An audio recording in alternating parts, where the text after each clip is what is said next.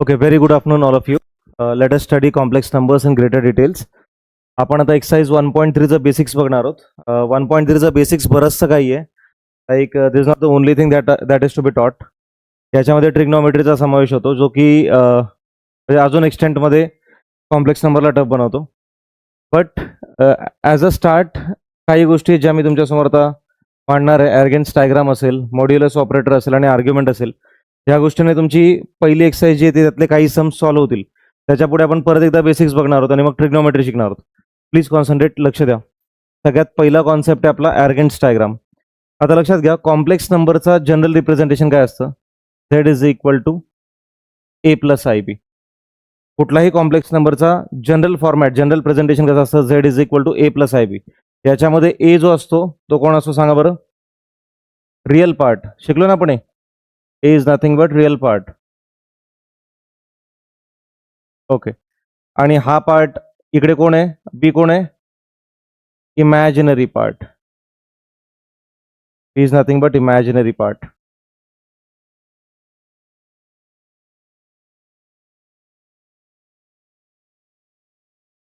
Real part, imaginary part. मित्रांनो लक्षात ठेवा, रिअल पार्ट म्हणजेच एक्स ॲक्सिसवरचा number.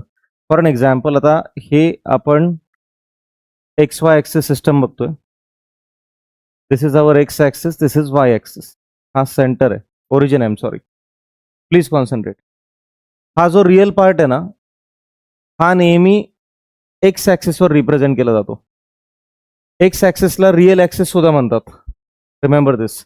Real part is always represented on the X axis. X ॲक्सिसला रिअल ॲक्सिस सुद्धा म्हणतात. आणि हा जो बी आहे ना, त्याला इमॅजिनरी पार्ट आपण म्हणतो, तो नेहमी वाय ॲक्सिसला टाकतात. तो इसको इमॅजिनरी ॲक्सिस भी बोलते. Y axis also called as imaginary axis. Imaginary axis. ठीक आहे. So X axis is real axis, Y axis is imaginary axis. Imagine करा, ए आणि बी नंबर्स आहेत. तर एक्स ॲक्सिसवर कुठंतरी ए असणार आहे, हे डिस्टन्स ए असणार आहे समजा, आणि हे डिस्टन्स समजा बी असणार आहे. तर मग ए आणि बी कसं रिप्रेझेंट करतो आपण? एक पॉईंट कसा रिप्रेझेंट करू शकतो आपण?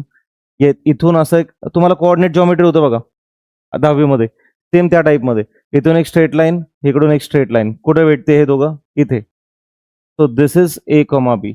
आणि ह्या रिप्रेझेंटेशनला ॲर्गेन्स डायग्राम म्हणतात. मला माहिती आहे, मी जे शिकवलं यातलं तुम्हाला 10%च कळालं असणार आहे, बाकी काहीच कळालेलं नाही. It's all right, no problem at all. मी तुम्हाला एक्झाम्पल देणार आहे, मग तुम्हाला कळेल. कारण मॅथमॅटिकल प्रूफ असे जळभद्रे असतात, कोणालाच कळत नाहीत. ठीक आहे. तुम्ही फक्त एवढं लक्षात ठेवा की हा फॉर्म्युला आहे कॉम्प्लेक्स नंबरचा, Z is equal to A plus I B. आता याच्या जागी जर मी एखादं एक्झाम्पल घेतलं, समजा Z is equal to 2 + 3i. Z equal to 2 + 3i. किंवा वेगळं काहीतरी घेऊया आपण, मुद्दाम मायनस वगैरे घेतो मी. Z is equal to 1 - 2i. ठीक आहे. आपला ॲक्च्युअल फॉर्म्युला काय होता? Z is equal to A plus I B. बरोबर आहे. मला सांगा ए ची किंमत काय? ए ची किंमत 1 ना, आणि बी ची किंमत -2. बरोबर आहे की नाही? बी ची किंमत काय येणार? -2. जरीफा काय विचार करते? डोंट थिंक मच, कुछ नहीं होगा, कुछ भी नहीं होगा. जो होना है वही होके रहेगा, कुछ नहीं हो सकता है. ए का वैल्यू 1, बी का वैल्यू -2, बी का वैल्यू -2. आता ॲर्गेंट नावाचा जो मॅथमॅटिशियन होता त्याने काय म्हटलं माहिती का? त्याने कॉम्प्लेक्स नंबरला ग्राफमध्ये रिप्रेझेंट केलं. त्याचं काम काय होतं तुम्हाला मी सांगतो. कॉम्प्लेक्स नंबरला त्याने ग्राफमध्ये रिप्रेझेंट केलं, किंवा ग्राफचं आणि कॉम्प्लेक्स नंबरचं कनेक्शन एस्टॅब्लिश करून दिलं आपल्याला. मग हे तेच आहे, हा तोच प्रयत्न होता. प्रॉब्लेम कुठं झाला माहिती आहे का तुम्हाला? मी ए आणि बी मध्ये बोललो ना, म्हणून तुम्हाला कळालं नाही. आता तुम्हाला इझिली कळेल बघा. हे मी आता ग्राफमध्ये प्लॉट करणार आहे, लक्ष द्या. हे बघा,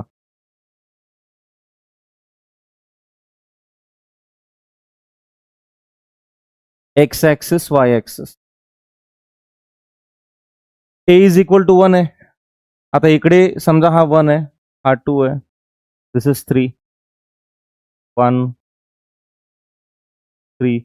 इकडे माहिती आहे तुम्हाला नेगेटिव्ह नंबर असतात.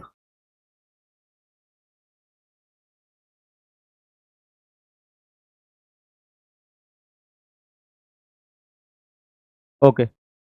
तो एक्स ॲक्सिस वरती 1 बघायचा. ए इज इक्वल टू 1. ए कोणत्या नंबर? ए कोणती ॲक्सिस आहे?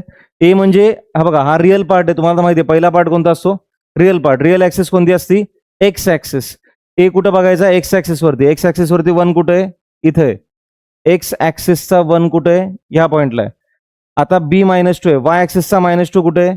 इथे आहे बघा, इथे. कळतंय मी काय करतोय? हा एक्स ऍक्सिसचा नंबर असतो आणि हा वाय ऍक्सिसचा नंबर असतो. पहिला नंबर एक्स ऍक्सिसवर प्लॉट करायचा, दुसरा नंबर वाय ऍक्सिसवर. आता कुठं भेटला पॉईंट बघा बरं आपल्याला. याला थोडं स्ट्रेट एक्सटेंड करतो आपण. याला पण इकडनं अशी एक लाईन घेतो आणि असं टाकतो. ठीक आहे. हा इथे भेटला पॉईंट. पॉईंट काय आपला? 1, -2. या रिप्रेझेंटेशनला ॲरगेंट्स डायग्राम म्हणतात. सिंपल आहे.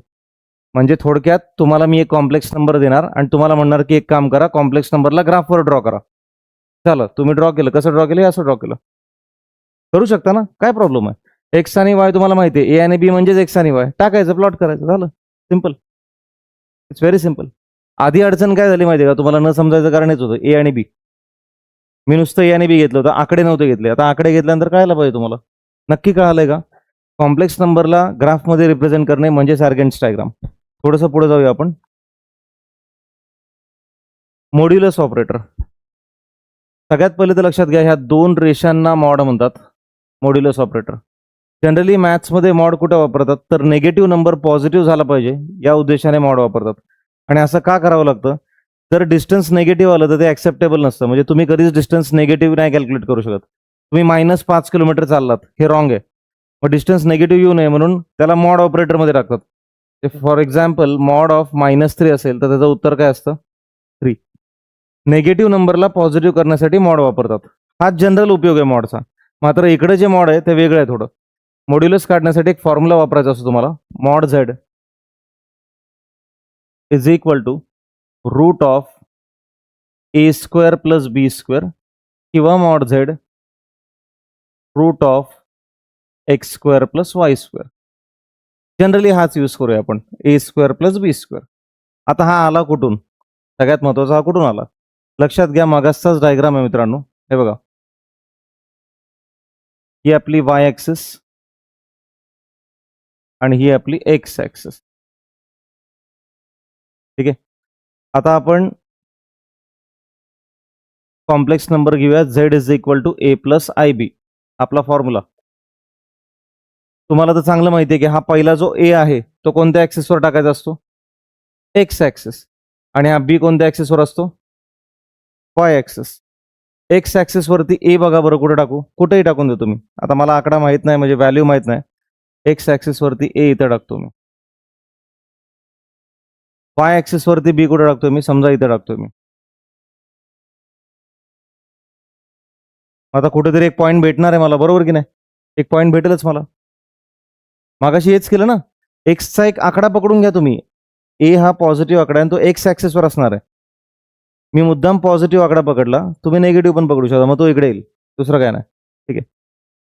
नाही, आता किती लक्ष दिले तरी नाही समजणार आहे. Don't worry at all. Me guarantee देतो तुम्हाला. तुम्ही लेट आलात त्याच्यामुळे आता अशक्य गोष्ट आहे. त्यांना ऑलरेडी पहिल्यापासून बसून समजत नव्हतं.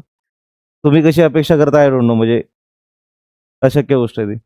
रिलॅक्स राहा, काय प्रॉब्लेम नाही. फार प्रयत्न करू नका, मेंदूला ताण देऊ नका मित्रांनो. ठीक आहे.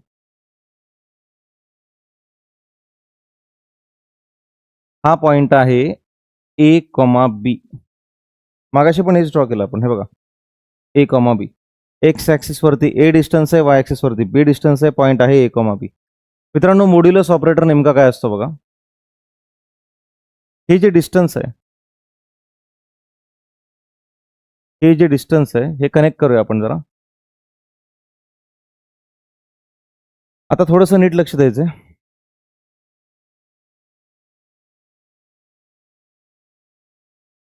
ज्या अर्थी मी इथं ए टाकलंय त्या अर्थी हे डिस्टन्स काय असणार आहे? ए असणार आहे, बरोबर की नाही? हे डिस्टन्स ए असणार ना. इथे जर 1 असेल, 0 नंतर जर आपण 1 टाकतो नंबर लाईनला, इथे 0 नंतर जर 1 टाकतोय आपण, तर हे डिस्टन्स किती असतं सांगा? 2 असतं का 3 असतं? अरे 1च असणार ना. 0 to 1 म्हणल्यावर 1 सेंटीमीटर असणार ना. सिंपल आहे. मग इथं 0 to a म्हणल्यावर हे ए डिस्टन्स आहे. हे जे उभं डिस्टन्स आहे तेच हे उभं डिस्टन्स आहे बी. हे डिस्टन्स बी असणार आहे. या दोघांमध्ये 90 डिग्री आहे. आणि हा जो मॉड्युलस आहे, हा मॉड झेड म्हणजे हे डिस्टन्स. ओरिजिन पासून त्या पॉइंट पर्यंत डिस्टन्स. मॉड झेड काढण्यासाठी आपण काढणार आहोत, यूज करणार आहोत पायथागोरस थिअरम. आता बघा बरं, इथे जर पायथागोरस थेरम वापरला, मॉड झेडचा स्क्वेअर किंवा आर स्क्वेअर ऍक्च्युअली लिहितात त्याला, ठीक आहे. तिथे काय येईल, ए स्क्वेअर प्लस बी स्क्वेअर, बरोबर ना. हायपोटन्यूज साईडीच आहे की नाही, 90ची ऑपोजिट हायपोटन्यूसिस आहे. हिचा square is equal to base square plus height square. हा स्क्वेअर काढून टाकण्यासाठी पलीकडे काय टाकायचं, रूट.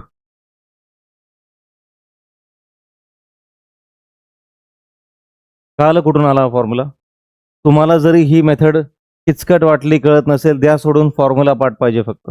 एवढंच लक्षात ठेवायचं की मॉड्युलस काढायचं असेल तर mod Z equal to root of A square plus B square. For an example, आता एक्झाम्पल पण घेऊया आपण. आता समजा तुम्हाला एक्झाम्पल दिलं, Z is equal to 2 + 5i, आणि तुम्हाला सांगितलं एक काम करा, काढा मॉड्युलस. सोपं आहे. मॉड झेड, सगळ्यात पहिलेचं कम्पॅरिझन करणार मी कोणाशी, comparing with Z is equal to A plus I B. सांगा बरं, ए ची किंमत काय, ए ची किंमत 2 आहे, बी ची किंमत सांगा 5 आहे. ए ची किंमत 2, बी ची किंमत 5. आता मॉड झेड कसा काढणार, mod Z is equal to root of A square plus B square. कसं करायचं बघा, mod Z is equal to root of A चा स्क्वेअर म्हणजे कोणाचा स्क्वेअर, चा स्क्वेअर, बी चा स्क्वेअर म्हणजे 5 चा square. Mod Z is equal to root of 4 + 5 का square 25. So mod Z √29 minutes. कळालं कसं काढलंय. मॉड झेड म्हणजे डिस्टन्स, कुठून कुठपर्यंत डिस्टन्स, ओरिजिन पासून त्या पॉईंट पर्यंतचं डिस्टन्स. Is this clear. पॉईंटचं काही नाव असू द्या, पी असेल किंवा असेल, वॉट एव्हर, तुम्ही काही टाका. हे बघा, हे टेक्निकली एवढं जास्त नाही कळालं तरी जमेल, पण एवढं तर कळतं ना, मॉड झेड म्हणजे हे डिस्टन्स आहे, हे डिस्टन्स आहे. क्लिअर एकदम. Let's go ahead. अजून एक कॉन्सेप्ट शिकायचं आपलं, argument of Z. What is argument of Z, listen to this. ठीक आहे, again X axis, Y axis.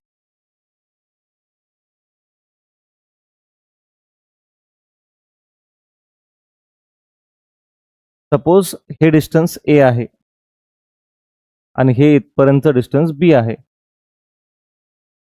तुम्हाला माहितीच आहे की इथून आपण असं टिपके टिपके टिपके ड्रॉ करतो, डॉटेड लाईन ड्रॉ करतो. हा जो पॉईंट भेटतो आपल्याला तो असतो ए कॉमा बी. हे एक्स ॲक्सिसचं डिस्टन्स, हा पॉईंट इथे, हा पॉईंट इथे. कोऑर्डिनेट जॉमेट्रीमध्ये 10वी मध्ये आपण ऑलरेडी शिकलेलो आहे. इथून इथे ज्याला आपण कनेक्ट करतो ह्याला आपण मॉड झेड म्हणतो, माहिती ना. ह्याला माहिती ना काय म्हणायचं, मॉड्युलस ऑपरेटर ना, मॉड्युलस. हे distance mod Z. Distance negative असतं का, कधी नसतं, म्हणून ते मॉडचं साईन टाकलेलं आहे. कळलं का, मॉडचं साईन का टाकलंय. हे डिस्टन्स निगेटिव्ह नसतं ना, कधी कुठलंच डिस्टन्स निगेटिव्ह नसतं.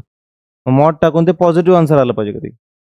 बरं, आता एवढं तर आपल्याला कळालंय की हे मॉड्युलस आहे. आता लक्षात घ्या, हा 90 डिग्री आहे, थोडं चांगलं लक्ष द्यायचं आहे.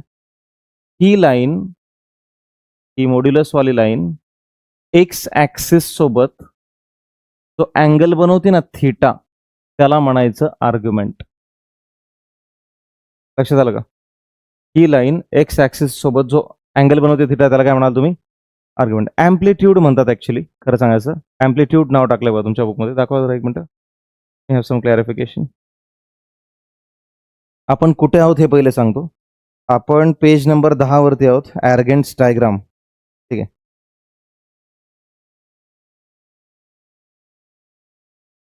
एकच आहेत दोन्ही नावं. हे बघा, मी मुद्दाम दाखवतोय. काही स्कूलमध्ये, सॉरी कॉलेजेसमध्ये टीचर ॲम्प्लिट्यूड ॲम्प्लिट्यूड म्हणतील आणि तुम्हाला वाटलं सर आमचे आर्ग्युमेंट म्हणत होते.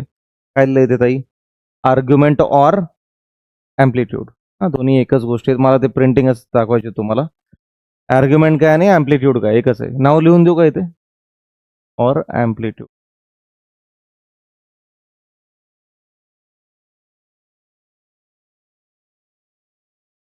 म्हणजे मॉड्युलस ऑपरेटर, ही मॉड्युलसची जी लाईन चालली आहे ना, ती लाईन या एक्स ॲक्सिस बरोबर काय अँगल बनवते, तर थीटा. थीटा अँगल बनवते. या थीटाला काय म्हणायचं, आर्ग्युमेंट, किंवा काय म्हणायचं, ॲम्प्लिट्यूड. आता थीटा कसा काढायचा, सोपं आहे बघा, एकदम सोपं आहे. हा ट्रायंगल घेऊया का आपण? हा ट्रायंगल आपण सेपरेटली बघूया. इकडे बघा.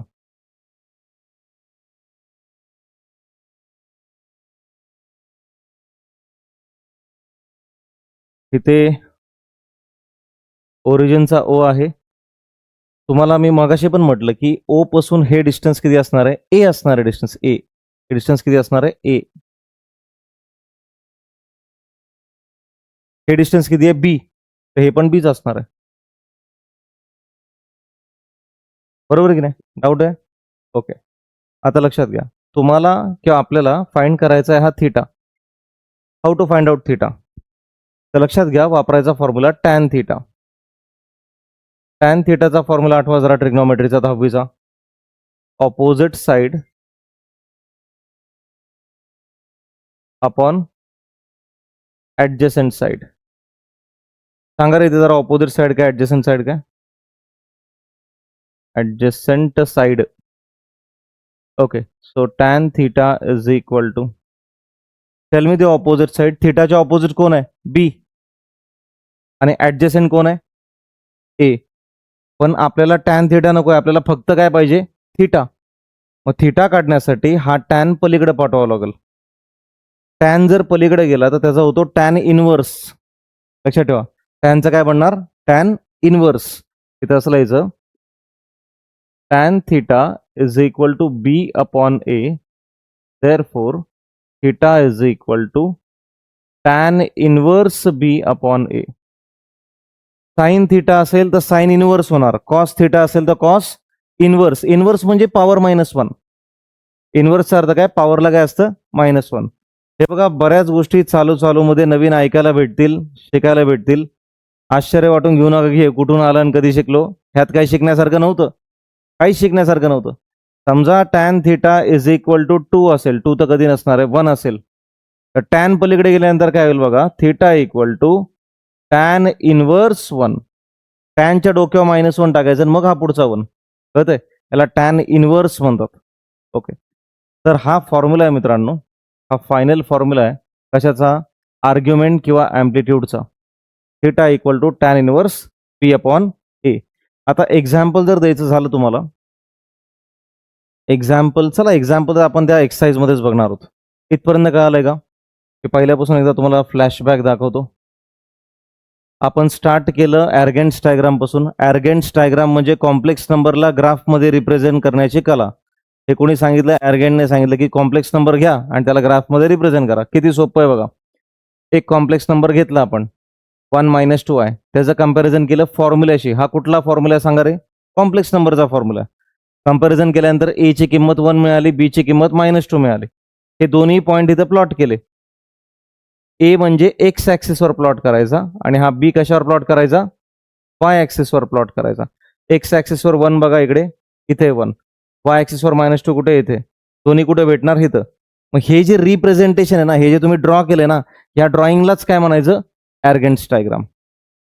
ते अरे ग्राफ ड्रॉ नव्हतो का करत आपण? 10वीला केलंय ना तुम्ही, पॉईंट प्लॉट करणे. केलंय ना पॉईंट प्लॉट करणे. लिनियर इक्वेशन मध्ये पण तुम्ही लाईन्स ड्रॉ केल्यात ना. सिंपल आहे. तेच काम केलं मी. थोडंसं पुढे चला. आपण नंतर शिकलो मॉड्युलस ऑपरेटर. मॉड्युलस म्हणजे डिस्टन्स. ठीक आहे, पॉझिटिव्ह डिस्टन्स. कुठून कुठपर्यंत? त्या पॉईंट पर्यंत जो तुम्ही पॉईंट प्लॉट केलाय ए कॉमा बी. मागाशीच प्लॉट केला बघा पॉईंट. हा जो पॉईंट प्लॉट केलाय, इथून इथपर्यंत डिस्टन्स, ह्या पॉईंट पासून ह्या पॉईंट पर्यंत डिस्टन्स. डिस्टन्स कसा काढायचा? तर फॉर्म्युला दिलाय बघा तुम्हाला. फॉर्म्युला काय आपला? Mod Z is equal to root of A square plus B square. Direct formula पाठ करा. Mod Z equal to root of A square plus B square. Modulus कोणी विचारलं तर हा फॉर्म्युला पाठ पाहिजे. कसा आलं हे पण दिलंय तुम्हाला. पायथागोरस थेरम वापरलेला आहे. हे डिस्टन्स ए आहे, हे डिस्टन्स बी आहे. Hypotenuse square equal to base square plus height square. ते लॉजिक इथं वापरून हे बघा इथं वापरलंय आणि काढलेलं आहे. तुम्हाला एवढं जरी लक्षात असेल की फॉर्म्युला, तरी भरपूर आहे आपल्याला, काय टेन्शन नाही. एक्झाम्पल पण दिले तुम्हाला मी की मॉड झेड कसा काढायचा आणि कधी काढायचा. समजा तुम्हाला एखादा कॉम्प्लेक्स नंबर दिला, झेड इक्वल टू 2 + 5 आहे. तुम्हाला विचारलं की सांगा मॉड्युलस काय याचा, कसं काढणार मॉड्युलस? सोपं आहे. ह्याचं कंपॅरिझन करायचं आपल्या फॉर्म्युल्याशी. कोणता फॉर्म्युला? कॉम्प्लेक्स नंबरचा. Z equal to A plus I B. A ची किंमत काय? 2 आणि बी ची किंमत काय? 5. ए ची किंमत 2, बी ची किंमत 5. मॉड झेडचा फॉर्म्युला काय असतो मॉड्युलसचा root of A square plus B square म्हणजे 2चा स्क्वेअर प्लस 5चा स्क्वेअर 2चा स्क्वेअर 4 5चा square 25 plus 4 29 done. Next point बघा काय आर्ग्युमेंट और amplitude of a complex number. Argument म्हणजे काय theta the angle made by the modulus with the X axis. ह्या लाईनने एक्स ॲक्सिस सोबत काय अँगल बनवला तर थिटा. तो कसा काढायचा सोपा formula tan inverse B upon ए. टॅन इनवर्स बी अपॉन ए. बी म्हणजे समोरचा डिस्टन्स म्हणजे opposite distance upon adjacent distance. तो ओवरऑल हम लोग ने लर्न 3 फॉर्मुलीज. ॲर्गेन्स डायग्राम तर तो काय फॉर्म्युला नाही आहे. आपण आतापर्यंत ह्या 2 गोष्टी शिकलो बघा. पहिलं होतं कुठलं modulus mod Z root of A square plus B square. Second आपण शिकलो आर्ग्युमेंट और theta tan inverse b upon a.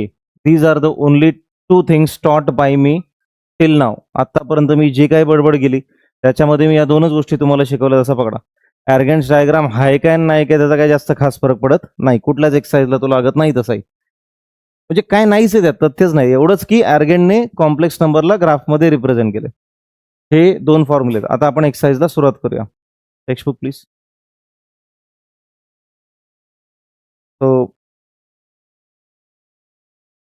ह्या एक्सरसाइजमध्ये मला वाटतं चौथ्या गणितापर्यंत तिसऱ्या गणितापर्यंत सगळं सुरळीत चालेल. तिसऱ्या गणितापर्यंत. चौथं गणित करण्यापूर्वी तुम्हाला ट्रिग्नॉमेट्रीचं बेसिक शिकावं लागेल परत एकदा. मग ते शिकल्यानंतरच आपलं चौथं 5वं पुढचं काय असेल ते जमेल. पण पहिली 3 गणितं होण्यासारखी आहेत. मी तुम्हाला पहिली 3ही गणितं करून दाखवतो. चांगलं लक्ष द्यायचं सगळ्यांनी. आपण शिकतो exercise 1.3.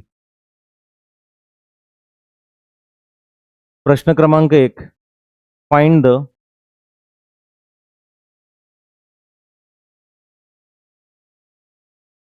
Modulus and amplitude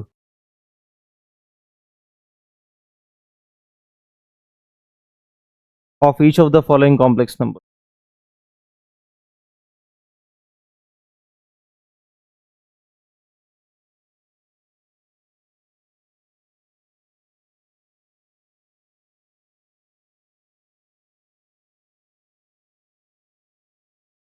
Okay, the very first question to you is 7 minus 5i.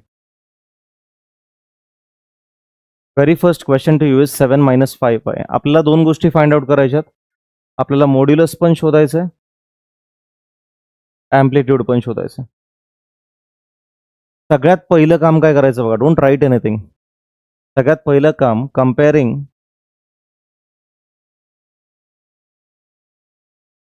The given complex number with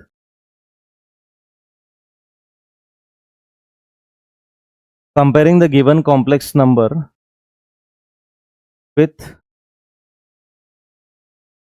z is equal to a plus ib. हा फॉर्म्युला आहे आपला कॉम्प्लेक्स नंबरचा. आता मला सांगा a ची किंमत काय.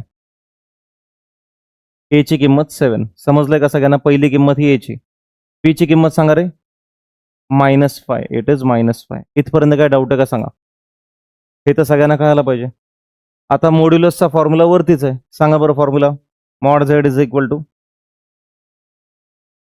Route of A square plus B square. So mod z is equal to root मध्ये ए चा स्क्वेअर म्हणजे 7 चा स्क्वेअर. परत एकदा बी चा स्क्वेअर म्हणजे -5 चा square. Mod z is equal to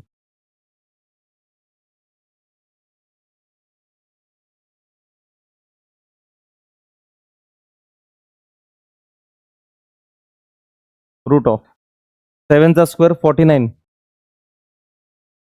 मायनसच्या कोणत्याही नंबरचा स्क्वेअर कसा असतो positive. So it is 25.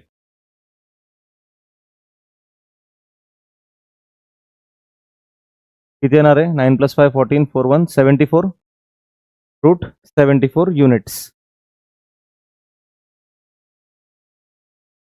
Omkar लिहायचं नाही असं ठरलं ना रे. काय करतोस.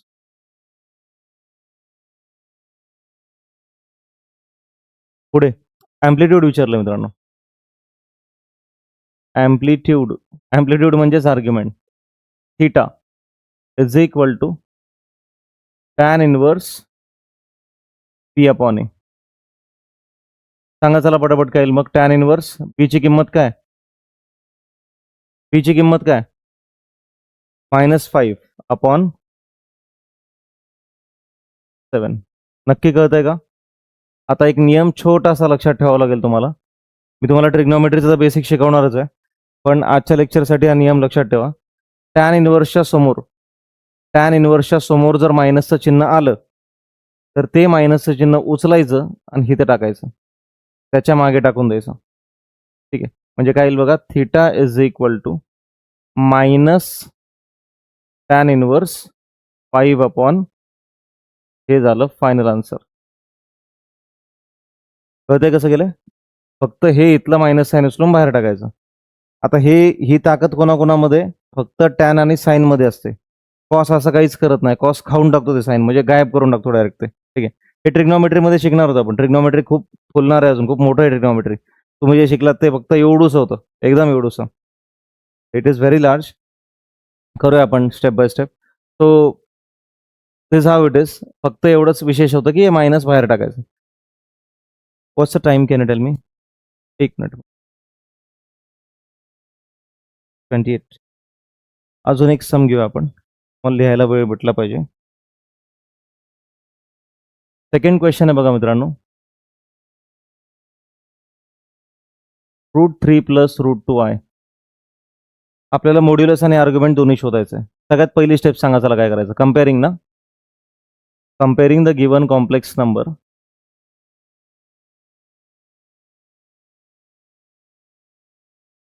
comparing the given complex number with what, z is equal to काय असतं, a plus ib. सांगा बरं a ची किंमत काय, √3, आणि b ची किंमत काय, √2. डाऊट येतपर्यंत काय. ओके, आता सगळ्यात पहिले मॉड्युलस काढूया. Modulus is equal to mod z is equal to root of a square plus b square. So mod z is equal to root of a चा स्क्वेअर म्हणजे कोणाचा स्क्वेअर, √3 चा स्क्वेअर प्लस b चा square म्हणजे √2 चा square.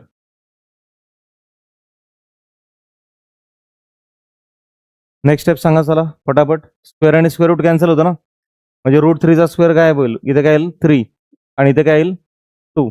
Answer काय भेटलं आपल्याला, mod z is equal to √5 units. हे डिस्टन्स आहे मित्रांनो, त्याच्यामुळे आपण युनिट्स टाकतो. आय होप इथपर्यंत क्लिअर असेल सगळं.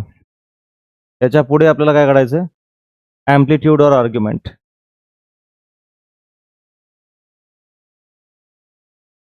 Amplitude theta is equal to tan inverse b upon a. Theta is equal to tan inverse, what is b, √2, आणि a काय, √3. दोघांकडे रूट आहे, आपण एकदाच रूट टाकू शकतो ना. कसं टाकायचं बघा. Theta is equal to tan inverse, एक ही बार डाल दो. Well it is not compulsory to do this, but ये सही लगता है, थोड़ा अच्छा लगता है. नॉट कंपल्सरी कि आप ये सेपरेट सेपरेट रूट डालो, but keeping one root looks better. Clear एकदम. Go to the third sum, the last sum of today's session. क्योंकि उसके आगे और एक बार थियोरी पढ़ाना पड़ेगा, उतना टाइम इस लेक्चर में हमारे पास नहीं है. -8 + 15i.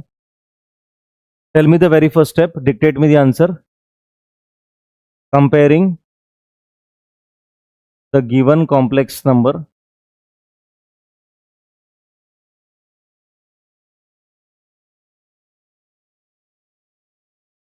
with what, z is equal to a plus ib. Come on, tell me the values of a and b. A equal to -8, and what is b, 15.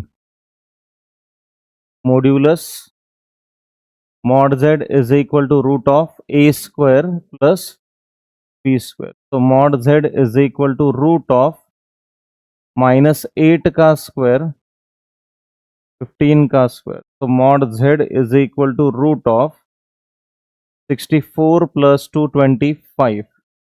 So mod z is equal to root of 289. Yes, 289. 20, 60, 89. Yeah. Mod z is equal to 17, isn't it? 17 units. Check. 289 चं square route निघतं ना, ते 7 येतं, 17 येतं.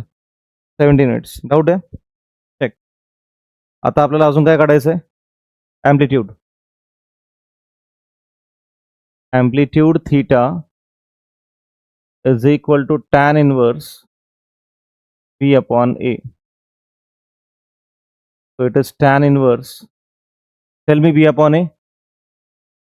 15 upon minus 8. Minus sign कधीच खाली नाही ठेवत आपण डिनॉमिनेटरला. It has to be minus 15 upon 8. आता तुम्हाला मागाशी एक नियम शिकवला मी. टॅन इनवर्स काय करतं, इकडचं मायनस साइन कुठे टाकतं, मागे. इकडनं उचलणार, टाकणार इथे. It will be minus of tan inverse 15 upon 8.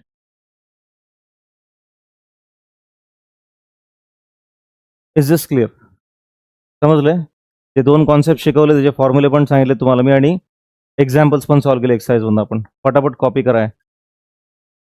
Meet in the next lecture.